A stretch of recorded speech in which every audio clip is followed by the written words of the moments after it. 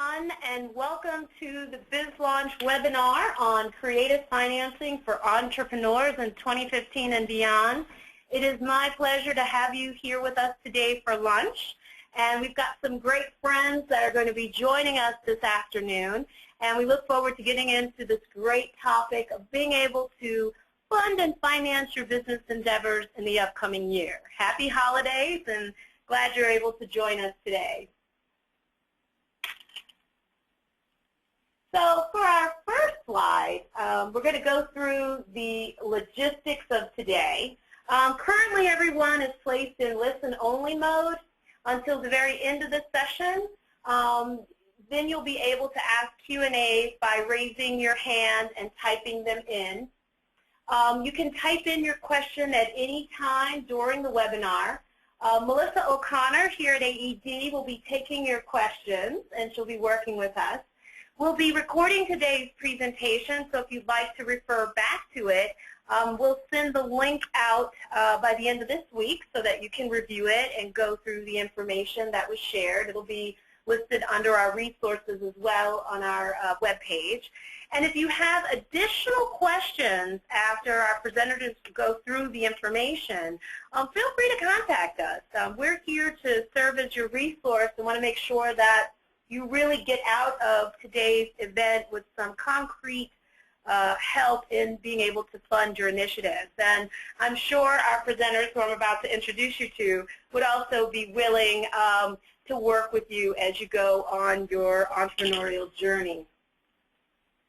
And as I alluded to, I am joined by my friends from the Latino Economic Development Center, LEDC, and they'll be hosting our Biz Launch webinar today.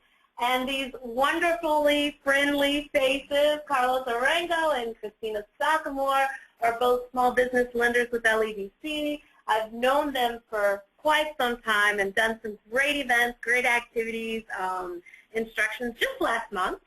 And so we're really looking forward to hearing from you both today. Thank you. Welcome. Welcome. And so there you go. Thanks, Tara. Well, good day, everybody. We are going to introduce a little bit our organization to all of you. LEDC, it's an economic development organization. We are located in Washington, D.C. We also serve Virginia and Maryland states. We try to help Latinos and our D.C. area residents by equipping them with the skills and tools to achieve financial independence and become leaders in their communities. LEDC basically works in two different areas, which is housing and small business.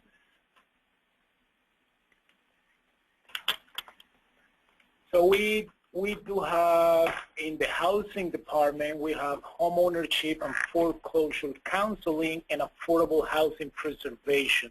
That's an entire department in LEDC looking after housing-related issues. But today, Christina and I were here to talk a little bit more in depth of small business development and lending, which is the department we currently work for. In the small business development and lending department, we have several things going on. First is the small business development, which includes everything from technical assistance, business plans, writings, and help for startups and for ongoing businesses. And in the lending side, we do microloans from $5,000 up to $50,000. That's what we're going to talk about right now, because we are part of something which is considered alternative lending. What is alternative lending? It's basically lenders which are not part of the traditional banking community. Normally, if you are an entrepreneur and you go to a bank to get a loan, you either get approved or rejected, but you don't get any help along the way, or you don't get any answers why you didn't get the loan approved, or what do you need to improve in order to increase your chances to get funding for your business down the road. We are alternative because we are alternative to banks, to traditional lending institutions. So institutions like LEDC and some other websites and platforms that we're going to see later on, they are what we call alternative lending institutions. So saying that, LEDC has a full-on lending program that Christina is going to talk about. Okay, great.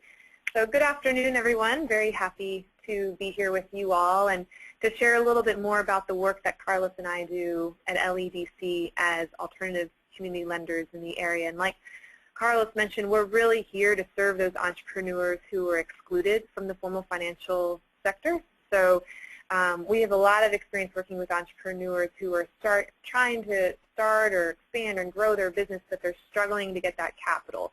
They're struggling because they may be a startup, because they don't have the collateral, because they had trouble with their credit scores in the past. And so LEDC is an organization called a Community Development Financial Institution. And as this CDFI, we can serve as a community lender in the area. But we're just one source. So community lenders is just one creative way to receive financing. And towards the end of the presentation, we have a slide where we're going to talk about crowdfunding and about other platforms, which are creative ways for you to get the financing that you need to start or to grow your business. So before diving into other options, we just wanted to hit some of the highlights about our own lending department within LEDC. We wanted to just walk through the overview of the work that we do and the analysis that we make. So how exactly do we process the loan requests that come to us? So we've been operating as a lending department for quite some time. LEDC was started back in 1991, but we've been lending since 1997. So we've been doing this for quite a while. And as Carlos mentioned, for us, what we consider as a small business loan, a microloan, is a loan less than $50,000 in size. So that's for us our lending, kind of our upper limit for lending. And our program is very simple. We only offer one loan product, which is a fixed, fully amortizing term loan. So that's our main, our bread and butter. It's what we do every single day. And we work, what's very important to know, how we distinguish ourselves from traditional banks is that we have the flexibility. This is kind of what's key about working with an alternative lender like LEDC, is that we can think outside the box and we can be a bit more creative and just more flexible in general. For example, to be able to work with businesses that have less than 2 years of operating history, like those startups. And so we serve a real diverse group of clients. As you'll see later in our success stories, we pride ourselves that we work with hair salons and daycares and landscapers and a lot of food-based businesses and government contractors and construction companies. So it really runs the full spectrum. And although Latino is in our name, it's important also to mention that we serve the entire community in the Washington metro area. We do our own in-house underwriting, which means that, oftentimes when you go to a traditional bank, someone receives your application, but there's this whole back office that may be located in a couple states away that will be processing your loan. And we just really value the fact that you make the contact with your loan officer and they walk you through the entire process the whole time. So it's important that there's a lot of learning that goes on along the way about what it is that we look for, why it may be that, your chances of approval. So we have all this technical assistance that we offer in terms of, for example, lots of our clients may not know how to put their projections or their balance sheet together, and so as loan officers, we sit down and help with all that small business technical assistance, which distinguishes us and sets us apart. So just a little overview in terms of the work that we've done as a lending department. We have a portfolio right now of about $2 million outstanding, and in last year, fiscal year 2014, we dispersed 100 small business loans to the community, which was around $1.6 million in new funding. The majority of our clients that we see, so we are a mission-based lender, which means that since we're serving those individuals who lack access to traditional capital, We're a mission-based lender in terms of the majority of our clients tend to be low to moderate income and minority small business owners. We have, our portfolio is very healthy. Portfolio at risk is at less than 3%. So the majority of our borrowers are paying back, which is great. We have about 250 active borrowers. As we mentioned earlier, the range is from $5,000 to $50,000, but the loan size that we see the most often falls around $15,000, which is the most common. So let me go ahead and load all of these quickly. 1, 2, 3, 4, 5, 6. Perfect. So in my opinion, this is one of the most important slides of our whole presentation. If there's anything that you can take away as being really, really essential, I find this pretty fascinating because this is going to give you a little bit of insight into how in the world do these loan officers make the decisions. You make that phone call and you come in with all those documents, but what are they really looking for? I'm sure that's a question as entrepreneurs you all are thinking about, that how do they do this analysis of my chances? And I'm sure maybe some individuals on the phone have been turned down before and maybe weren't sure why. And so I would like to just walk through briefly what is called the 6 C's of credit. And if there's anything that you can really take away in terms of applying for alternative lending like a microloan, it's keeping these factors in mind, because really at the end of the day as loan officers we're putting this puzzle piece together, and the puzzle piece of you as an entrepreneur and you of your business hits on all of these 6 C's of credit. So we're going to talk about each one now. The first one is your credit score. So for us, it's important to know that we're different from a bank in that we don't have a minimum credit score requirement, whereby a bank probably has a certain threshold, and if you're above it or below it, that's kind of immediate approval or non-approval. We have a lot more flexibility in this area where we can work with a lot of different scores. But for us, what's more important is that you as an entrepreneur, you're aware of the contents of your report. And I say that to mean if you have any late credit cards or an issue that you have to take care of, go ahead and take care of it early before you meet with your loan officer, because as loan officers, really, we don't love to be surprised. So the better informed you can be about the state and the quality of your own credit report before considering applying for financing, really the better. And a lot of alternative lenders, we just want to make sure that through your payment history, you are showing us that you can handle and stay on top of the current debt that you are managing currently. Before we consider dispersing $20,000 and adding maybe, for example, $500 or more a month to your payments, we want to make sure you're comfortable with what you have before we add anything new. So that's what's important, is just like I said, that I know it may be scary because some entrepreneurs may not have seen their credit report for quite some time, but it's better to know the state of where it is.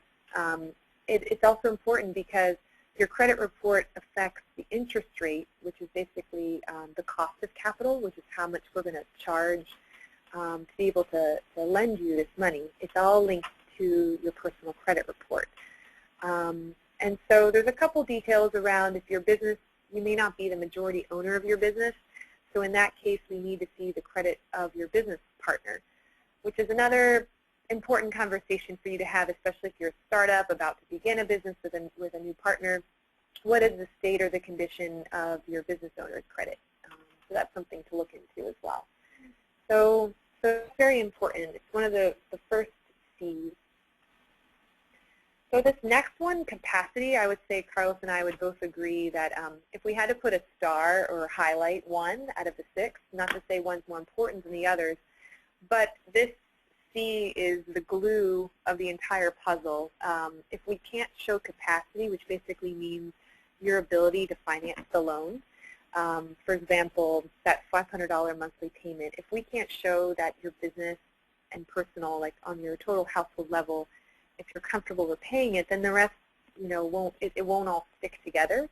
So the way we look at capacity, it makes a lot of sense if you look at a lot of times what are creditors looking for. They're looking for your bank statements and your tax returns and your business financials. And the reason we're collecting all those pieces of documents is to answer this question of capacity. So we're looking at your business's ability to service or repay this loan.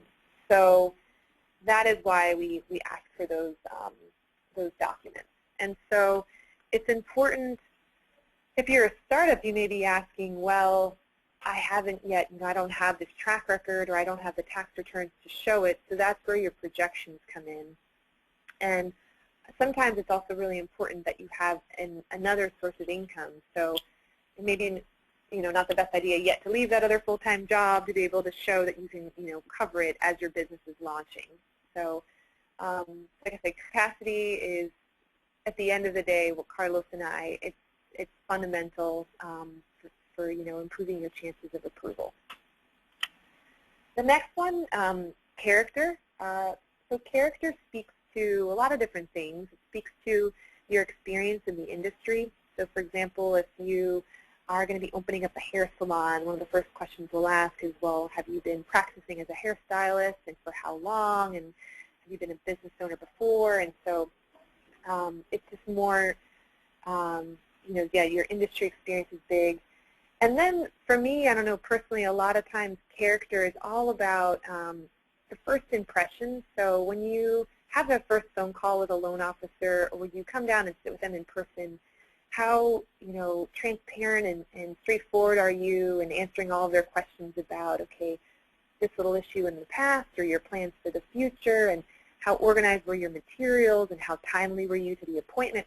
All of this is really important because you're about to establish a relationship with this institution, or beyond even Carlos and I, it's a relationship with the organization that could last up to 5 years. If you're paying this loan back over several years, we need to ensure that the fit is right. And so character, we can get a sense of, okay, how responsible and what's the likelihood that you're a solid entrepreneur who is going to be repaying this loan. We often, we'll check references as well, so that's important. And then the last C is one that we don't pay as much attention to be honest, but it's the conditions, which are all the, what's the economic environment surrounding the industry that you're in. For example, if you're in freight or transportation, the price of gas, and there's different fluctuations, and so we have to take into account, market conditions. So all that to say, just keep in mind those 6 C's of credit. View yourself as an entrepreneur through the lens of Carlos and I when you're applying for alternative loans. And so I think that will give you a lot of good perspective to understand, what these lenders are looking for and what the process is like. So our process is really straightforward. We charge $50 to apply. We pull your credit report, and we gather your loan documentation, which is very standard: bank statements, tax returns, your business financials, your lease. And then what we do, Carlos and I, is based on those 6 C's of credit, we package what's called a credit memorandum, which speaks to exactly each one of those points. We talk about you as an entrepreneur, we talk about your business model, we talk about your ability to repay, we talk about how we're going to secure this loan. So all of those points together form our credit memo. And it's presented either to our lending director or to our lending committee. And then we also do everything in-house. So you work with a loan officer on the front end, and then our team does our portfolio manager does all the processing on the back end. And we charge a 3% closing fee. So if you apply for $20,000, it's $600 to do with the signing. So it's very straightforward. And now just to switch topics, so that was all to say we wanted to paint the picture of what does applying for a small business loan, a microloan with CDFIs like LEDC, there's others in the area, but what does that option look like? And now we're going to shift gears a little bit and talk about a microloan is one of your other creative, just one of your creative options. But now I'm going to turn it over to Carlos, and he's going to touch upon crowdfunding, which is another way to get financing. Thank you, Christina. If you pay attention to what Christina said in terms of capacity, which is definitely one of the most important C's in credit analysis, the reason why it's so important, it's because lending money, it's a risky business. Once you decided to invest money or to lend money to an entrepreneur or to a business, it's a risk you are taking either with your own money or somebody else's money. So we as lenders, we have the responsibility to minimize the risk of losing that money. That's why capacity is very important. So speaking to the traditional banking system, the way they do it is they take little risk. That's why normally banks only lend money to a very well-established business, to a business with a cash flow, or business that can demonstrate they will have cash flow in the future to pay back the loan. That's how banks minimize their risk. Institutions like LEDC, we take a more risky approach to lending money because we want to see the entrepreneur and the family and their business as an entity. We want to see the whole picture. We just don't want to see how profitable the business is and how much money at the end of the month they have to pay the loan back.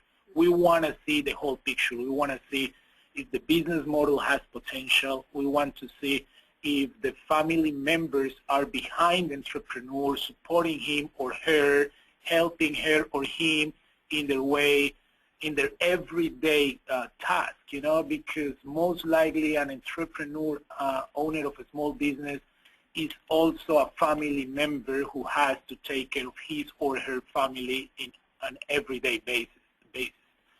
So we want to take that extra risk. Speaking of alternative lending, one of the reasons I brought this topic is because these guys on the alternative side of lending, they disperse the risk into so many people around the world that the risk that each one of them is taken is so little that they can put $25 into a larger pool of money that will be lent to you. So it's all about the risk, and I just want you to take this message really clear, because if you put yourself in this side of the table, in the side of the lenders, you know and you will think how twice before lending money to somebody else, because you want to know the money is going to be repaid. It's not charity, it's not grants, it's a transaction. Okay, so now connecting this to our creative lending, the thing is there are institutions like Kickstarter. I'm gonna speak of Kickstarter and Indiegogo pretty much. Those are websites and platforms that they will take a project and they will upload that project into the website.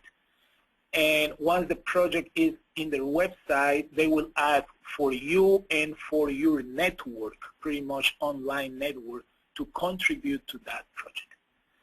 So it basically means that you need to know a lot of people, or you need to have a solid network of people that will contribute to your project. Speaking back to risk, because each one of them is going to take a little risk in your business, but not a large risk. So let's say in Kickstarter, for example, you could have, they try to specialize mostly in creative projects. So they prefer art projects on top of other different projects, but that doesn't mean you cannot apply through Kickstarter. So once you put your project and your target goal on the website, you have to be very active and present. And the reason why is with Kickstarter is either all or nothing. So you fully funded your project 100% and you'll get the money you need, or you won't get a single penny. That's one of the things. So with Kickstarter, that's one of the kinks for saying, so you need to fully fund your project. So you need to be on top of sending emails to your friends, making noise on the website, on Twitter and Facebook, G+, whatever platform you like to do, and make sure people are donating to you. What's the counterpart of it? The counterpart of it is that you won't pay that loan back on monthly statements or monthly installments. Sorry, you don't have to make a monthly payment on that loan. But you commit to give things, could be a service or a product or whatever your project is, to the funders of your project. So you also need to be very careful what you're offering, because if you need to raise $10,000, but what you're giving in return will cost you $20,000, could be a really, really bad business for you. So you need to think both sides of the equation. One is what you need, what's your real goal, your target, the sort of amount of funding that will get you to the next phase of your business, and what can you give in return to the potential investors you will have.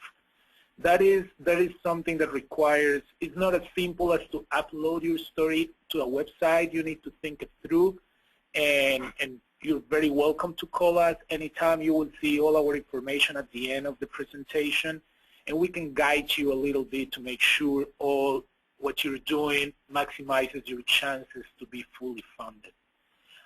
Indiegogo, it's similar. They fund other type of projects, not so artsy, but they also, they call themselves indie because like independent sort of things that you won't normally find anywhere else. The basic difference between Indiegogo and Kickstarter is that Indiegogo will give you any amount of money there is raised for your project. So if your target goal is 10,000, but you only raise 4,000, you will be granted 4,000, as opposed as in Kickstarter, where you need to fund 100% your project, otherwise you won't see a penny.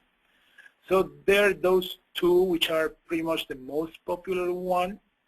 Christina is going to talk about Kiva in a while, because Kiva works a little bit different, but at the end of the day, it's a risk that has been dispersed into so many people that somebody is able to take that little $20, $25 financial risk on your business.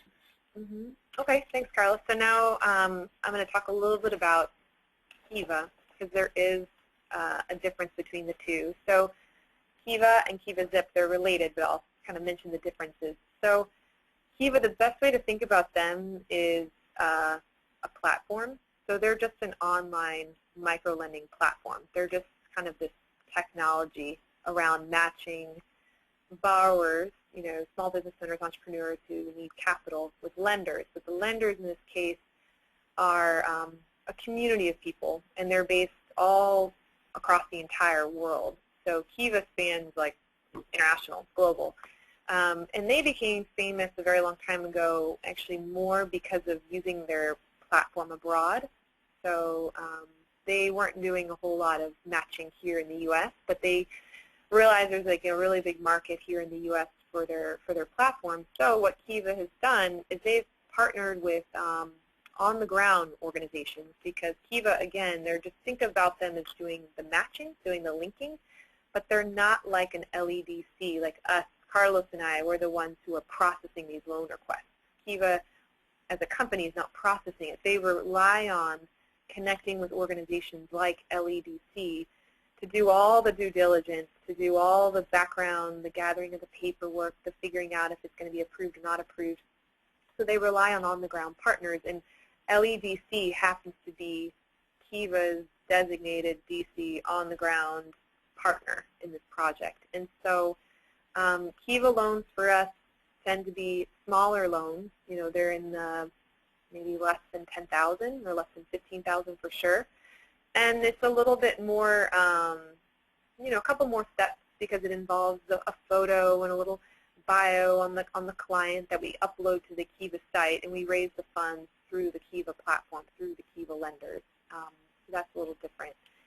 And KivaZip is brand new. So what Kiva, kind of the parent company, what they're trying to do is test this idea that, okay, it's almost like toss out everything we talked about in the beginning of the presentation about, gosh, like, you know, all those C's of credit and all of them are, capacity is so important. KivaZip is taking a chance and piloting the idea that, you know what, at the end of the day, it's the character of the entrepreneur. So they're more taking a bet at the end of the day, you know, who knows the projections of the business? What could happen?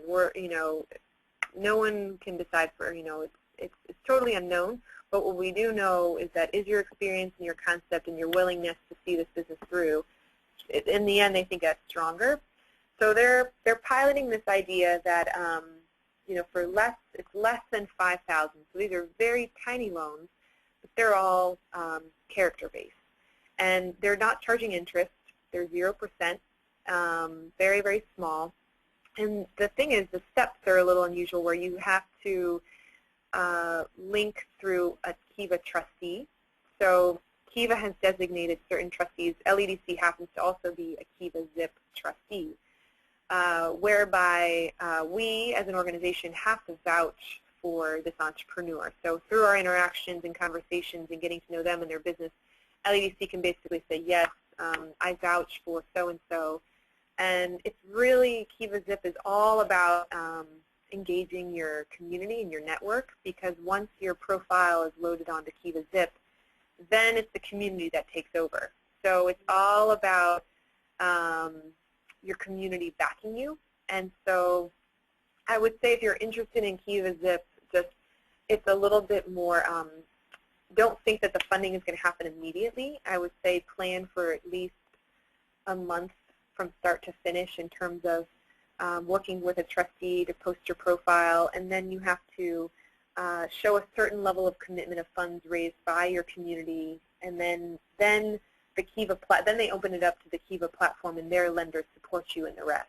So it's a little bit more time consuming in terms of the steps it takes, but interesting to consider for someone who really just needs less than $5,000 to buy that small piece of equipment, and you don't necessarily have the collateral, or your business hit a rough patch and you can't show the capacity, you can't show that positive cash flow to repay, but your character is so solid that the trustee and the community are going to take a chance on you. So that could be a really good option, different than the regular Kiva platform. So those are just a couple other. It's important to keep in mind, at the end of the day, so much about this is fit. So it's just knowing your own profile of an entrepreneur and knowing and informing yourselves of your options to go into the right door, because I bet a lot of people have become frustrated because it's almost like they're knocking on the wrong door to get the financing that they need, and so I would say the best advice is just to have a lot of very frank conversations with loan officers like Carlos and myself, with your small business banker, so being as informed, and so it'll increase the likelihood of approval. What I'm trying to say is it'll increase your likelihood if you go into the right door. So let's see what else there is. Real brief, we just thought it would be helpful to illustrate some client examples. We'll check our time. How are we doing? Oh, we're doing good. Okay. Okay, great. So it's often great to kind of see or hear some success stories.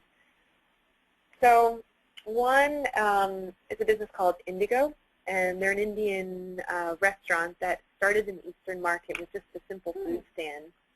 So yeah, it's a husband and wife, Nidhi and her husband Danish.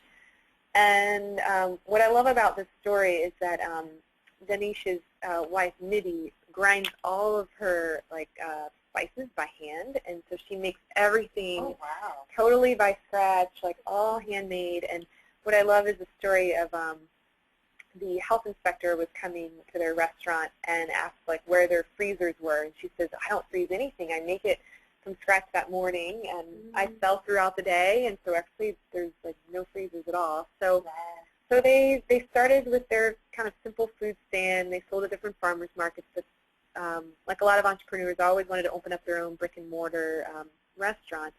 So they worked with LEDC, but it took some time because the couple had to work through some credit repair. We had to give some technical assistance to their small business. So what I'm trying to say is be patient with yourselves. It's often this process, but it's important to sit down and know the steps. So know the plan to get there.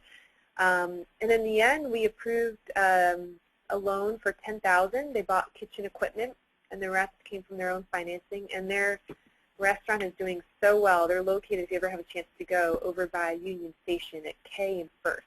Oh, wow. And what worked so well for them is they gained an incredible following at Eastern Market. So, and those followers said, when are you going to open a restaurant? When are you going to open up a restaurant?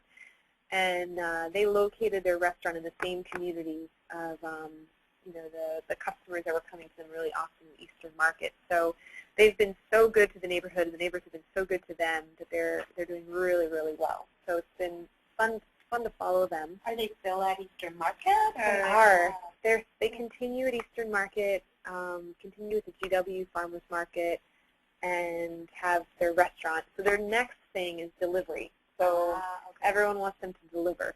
So because right now the business is really run by Dinesh and his wife, and they've been able to hire a couple of sous chefs in the back, but they have a young son, like he's in his 20s, so they may buy a scooter and have him go out and deliver, because that's what everyone is asking for now. So yeah, that's... Sorry, Christina, there is one thing I would like to mention about this particular business. When Christina speaks about character and the character of our clients, that means many things. Of course, means that you're a nice person. We know all of you are really nice people. Everybody's really nice. However, character in this sense also speaks how well you know your business, how well you know your trade, how well you know what you're doing, how well you can defend your ideas and your business model with loan officers like Christina, myself, or even to a platform on the website. So that's the character we're also looking for. You know, these people, especially these ones, because we know their story, they've been through rough patches like everybody else. They've had up and downs like any other business, but their character is what defines them, because they continue working on their business to the point that now the community is asking for them to have delivery services. That's a good position to be in. And, right, and the community is the ones that ask for them to have a brick-and-mortar restaurant because they couldn't get enough of that restaurant. And they show enough character to open the restaurant in the same community that is pulling for them. So those, I mean, character is not just being a nice person. We all are really nice people. It's just how well you know your business, your trade, and how that defines what kind of business owner you are. And it could be restaurant, retail, or services, or if you're a government contractor, if you understand the business that you're going into. Exactly. And you resonate that to others. And you have the resilience, too, to continue when the things are not the way you expect it to go. Yeah. That shows character, and we all look for those little, you know, it's a human story. It's a human story after all, right? Yeah, and piggybacking off of that, a lot of character is showing your commitment to the business. So just thinking of the case of the Tandon family, they relocated from Virginia, and they live above this restaurant, actually. Oh, wow. So they live in like 3 bedrooms right on top. So they're there. I mean, for me, character is also the commitment and the sacrifices that you make, because at the end of the day, it's you, it's your investment, it's what you're pouring into it. Not only financial, non-financial, and so the time, the effort. Yeah, so that goes a really long way, and that's something that, you know, Carlos and I are fortunate being alternative lenders, is that we can place a value on that, as opposed to a strict like yes, no, because of your credit, yes, no, because we're like, no, but looking at the full picture of everything, we see, the blood, sweat, and tears and sacrifice you've made to get to this point. So makes sense. Yeah. So another quick story. This one is a daycare. So it's a group of ladies who we helped actually form a cooperative called Semellitas Daycare. And they are based in D.C., and we helped them, kind of unusual, but they needed financing to install the fire sprinklers. Oh, and, yes, very specific. Very specific financing. So, so that was a little unusual too, because it was a group of ladies, and so we had to look at them as a co-op. But yeah, so they worked with our small business department, our small business coaches for a very long time. So this is just a great example that Carlos and I here are, our bread and butter is the lending product, but we have a really solid group of small business coaches who do all that technical assistance, the license, the permits, the training, the reviewing your business plans. It's important to keep in mind that there are two pieces of it. And so Semi-Visas, they, thanks to kind of giving credit to our small business coaches, they were ready for us based on all the assistance they were So doing. they got the technical assistance before they actually went and applied for the loan. Yeah. They knew what they needed. And very specific as to what they needed. They did. They needed, I think it was about $6,000 to install all of the sprinklers and to pay for some of the inspector fees to come out and just because they were a brand new startup daycare. And so, once you guys receive that, you can really see it black and white. Okay, $6,000, boom, boom, boom, there's the business plan, and it's almost like putting a puzzle piece together. That's right. That's right. And oftentimes those are the best stories for Kiva, so they ended up being Kiva clients. Oh, they were Kiva as well. They were Kiva because Kiva we find works the best. The human story and the more specific you can be, like help me with these 6 fire sprinklers instead of I need working capital because my contracts are growing. So it's often because of this piece of equipment, because of this like tangible something and it story. Exactly, and this is a great story because anybody who's been through the mountains of paperwork, you need to fill up to get actually a permit to start your own daycare. You know what we're talking about. I mean, there's months and months of fighting paperwork and doing this and getting a license for this, a license for that, a permit for this, permit for that. So one of our small business coaches work with this group of women, and on top of it, they form a co-op, which is an extra paperwork because it's not a limited liability company, and it's a co-op, so they had to go extra with the paperwork. So that shows character again. They managed to find another sources of funding for their daycare, but they were short of those $6,000 for the sprinklers and to get the last inspection to get up and running. So Christina and I, we were able to articulate that story into a very compelling human story in which they just needed those $6,000 to hit the finish line. That's all what they need. And we put up their story at the Kiva website in the community, and the community felt the same thing we did. So they happily financed their business, and they are operating for 1 year or so already. That's a great example, especially the human element to it, because you can see that. You can see working with young people and the need. And that's right. And I think we're about, the latest news from our team. We're excited that we now cover the area of Baltimore. So, cool. Yeah. So if anybody online knows folks in Baltimore, they can also take advantage. We have a permanent office, and we partner with the Southeast Community Development Corporation. You can see the logo there. So we're there, and so we're all the way from Virginia up to Baltimore, covering the whole area. So that's exciting. And then our contact information, if anyone would like to follow up with us afterwards on something specific, we'd be more than happy to answer all your questions. There are email addresses, and we are located, we just moved, so we're located in the WeWork Wonder Bread building. It's a beautiful building. It is. We love it. So it's in off of the Shaw Howard Metro stop. So welcome to reach out to us. Cool. And we have questions. We're going to invite everyone that's on the line for the webinar. If you have questions for both Carlos and Christina, feel free to ask them now. I'm going to reach out to my colleague, Melissa, to see if we have any questions on the line. We do have some questions. I'll just jump right in. The first question is, what should my credit score be? Is there a specific number that you're looking for or that these lenders are looking for? LEDC doesn't have a minimum credit score. However, your credit score will determine the amount of money you might be able to apply for and the interest rate that is going to be charged on your loan. The credit score, one of the main differences to banks that we have is that we look at your credit report line by line. So we do understand that some people have had financial difficulties in the past, and they weren't able to meet their monthly payment, or a student loan gets behind their schedule. We know all those situations, and we want to talk to you about each one of them.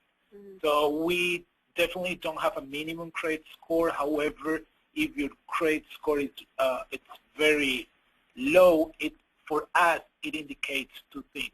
One, that you might not have been taking care of it, like really following up with your credit report, knowing if all the accounts on your credit report are yours, or your identity was stolen in the past, or something like that. So not keeping an eye on your credit score is something that will have the effect of reducing your credit score, definitely. And also, it's easy for us, because we've been trained for it, to see if the applicant has a pattern of not paying his or her debt. That is easy for us to see. But as a minimum credit score, we don't have one. And if you want to apply to one of the websites we mentioned before, they don't look at your credit score at all. And I don't know if it's worth mentioning quickly, there are a couple items that if we pull a credit report and we would flag it as almost like disqualifiers, it's kind of important to know. So there's an area on your credit report called public records, and then we take it seriously if there's any unpaid taxes. So tax liens that are kind of outstanding and haven't been resolved, we'll ask you, we'll kind of look into it. So you'd have to take care of that before the process continues. And likewise, if there's been a bankruptcy very recent that isn't resolved or hasn't been kind of cleared up for at least a year, that's one where it's, you know, it's a little too new to, you know, the timing is a little too close to you seeking new credit. So that's it. But yeah, like Carlos said, no minimum score. It's all about the content and the quality of what we're seeing. Oh, child support. Oh, right. It's also a big red flag. We almost disqualify immediately a person who has an unpaid child support, unless there are like copious amount of paperwork to support the reason why that person is behind. Yeah. And then one exception to that rule, we understand like medical payments. It's really complex, and a family member can fall sick and you have some unpaid medical bills. So that's our one exception. We understand that you may be working through some medical bills. So we can overlook that area. But we take seriously the child support, the bankruptcy, and the tax area. So, good question. Okay, great. The next question is, do you ever partner with groups who can provide grants and help leverage the money to obtain loans?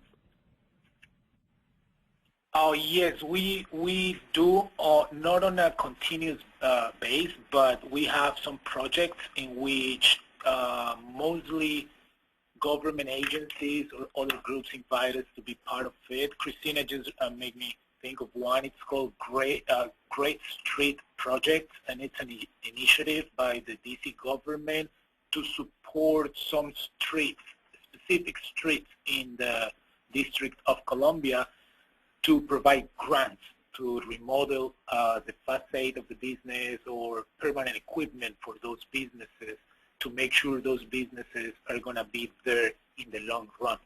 So with that initiative, we do, and what our main role in that partnership is to provide all the technical assistance and help you with the paperwork in order to maximize your chances to get a grant from the city of Washington in this case.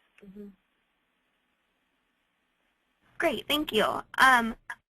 Another question we've gotten is there any interest or fees associated with the crowdfunding sources you talked about? Not really. The crowdfunding, especially Kickstarter and Indiegogo, what you're giving back in return is either services or products that your project is related to.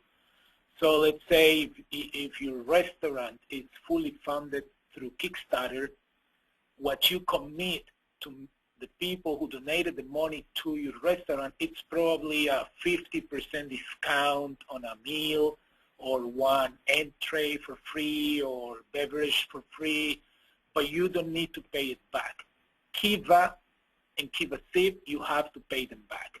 But the other ones, Kickstarter and Indiegogo, you don't, but you need to provide services or products towards the people who funded your business. Great, thank you. Another question we've gotten is, would you say that Kickstarter and Indiegogo are realistic means of funding a business? It is. We've heard great stories, but as any other platform, especially in this technological area, for saying something, you need to have a unique product. You need to have an idea that stands out more than any other idea. And my invitation is for you to go and browse the websites, and then you'll see what we're talking about. Sometimes they come up with really creative projects that otherwise won't be financed because they possess a lot of risk in the project, inherent risk to the project. So they upload all those projects to websites like Kickstarter and Indiegogo, so people may be able to fund it. It's definitely a good way. We've heard so many success stories. Also, there are downsides of it because not all projects are fully funded. Okay, I think that was our last formal question. I had a question for you both too. As we're looking into 2015, into the lending arena that we have as an entrepreneur, are there suggestions or recommendations that you can make to people that are thinking about going through the process? Any kind of tips that you would leave people with? Just be as familiar as you can with yourself as an entrepreneur, with your business model, like Carlos was saying, to know the ins and outs, to maybe spend this time in the new year getting yourself organized. I can't tell you how far organization gets you in a process, particularly around your business financials. So now if this is a time when you haven't really been tracking financials the best, you haven't been organizing yourself with your receipts, or you only get in touch with your accountant every quarter. So I would say, you know, those statements around your profit and loss and your balance sheet are the real measures of, you know, how is your business performing, and if you'll miss out if you're not organized to know and to track. So I would say to maybe invest in QuickBooks, maybe just invest some more time and to sit down with your accountant and to grasp those financials, because that organization for Carlos and I goes a really, really long way. It speaks to how confident we are that, you know, okay, us as lenders, you know, if you know your business, you've got your books in order, you know where you're headed, you've got your plans, you've got your projections for the next year, we are a lot more confident you're going to run your business a lot more successfully. So I would say, you know, in this new year, maybe during these holiday breaks, it's just to use that time to maybe step back and evaluate, you know, if your business has been operating for a while, how have you performed? What are some new areas you want to get into? What are maybe some new projects you want to start? And what do you need to make that happen? Is that new financing? But I would say it's more the organizing tips. Definitely, I piggyback on that. If you know your business and you want to take an additional step to grow your business, make sure you have that knowledge of your business in a formal, written way. And sometimes it's just called accounting. You need to have a clear accounting of what you do.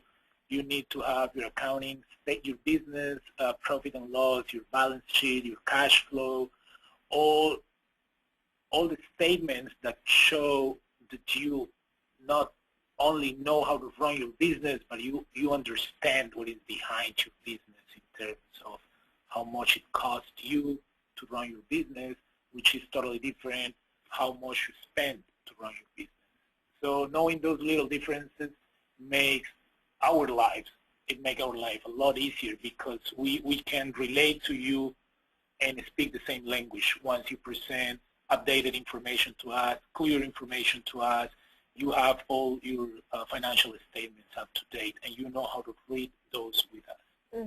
And I think, too, just, you know, looking at the creative funding and the environment that people are going into, it really is about relationships. It's not you know, I always think of the Wizard of Oz and Oz behind the curtain, right? You have no idea who Oz is and what's going on. But it's like, I guess in 2015, it's all about the relationship, and it's the familiarity and the understanding and the relation, you know, really the relationship. Absolutely. That's true. Absolutely. That's the key. That's what I was mentioning earlier, how it's like getting into a 5-year relationship with someone, and you want to know the ins and outs and all about them, because it's, like I said, your loan may even outlive the time that Carlos and I are at this organization. So it's really a relationship with the institution, with that organization. And that could be fine, too. People come and go, and I think that happens a lot in the lending space. You know, if you're going to a traditional bank, there's a lot of turnover in finance world, and so it's really your relationship with. I guess one bank is always buying out another, different institutions are merging. And small business bankers, they change different spots, and like I said, within our lending team, so it's more just, are you comfortable, too, with the organization behind the financing, and so behind their mission, behind them, and so. Oh, it looks like we got a couple more questions in between that. Melissa, what were the other ones that you got? Oh, yeah, we got 2 more. So one asks, does LEDC give assistance to businesses to help them do their Indiegogo or Kickstarter campaigns? We do help you, but it's mostly about you, how the business can transmit that story to a larger audience. But we definitely help you to put things in order before you want to apply fully to one of those platforms. We have small business coaches, and they happily will meet with you, know the inside outs of your business, help you prepare something that is tangible that you can upload to any of those websites.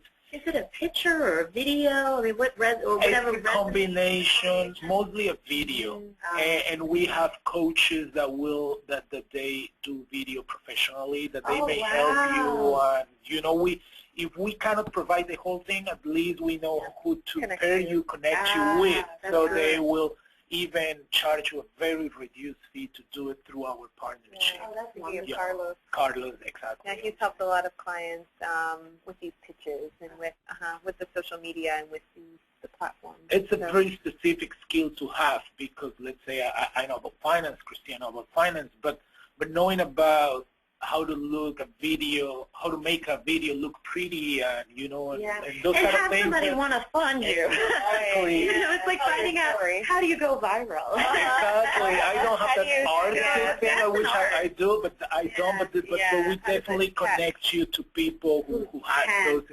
skills and will help you. Yeah. And you have one more question for us, Melissa? Yeah, one more. Do you ever give loans to startup nonprofits? We did a couple of times in the past, and plain and simple, the answer is a nonprofit, for definition, keeps the profits in it.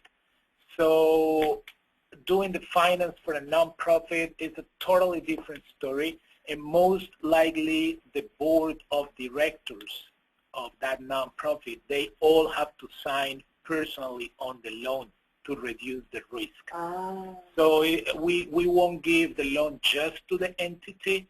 We make sure that every single board member signs on the note personally for us to reduce the risk to provide a loan. So the board has to be actively involved, actually signing on a personal basis as a board member. And that's probably why it's not common. It's because a lot of those board members aren't willing to pledge their own personal assets as a personal guarantee. That's what makes it difficult. A lot of nonprofits where their funding sources are different. Oftentimes the collateral is very difficult. So I would say, like, for, in all honesty, LEDC is not common at all. Like, no, it's not. Did some in the past. It's not really a sector that we see a lot of.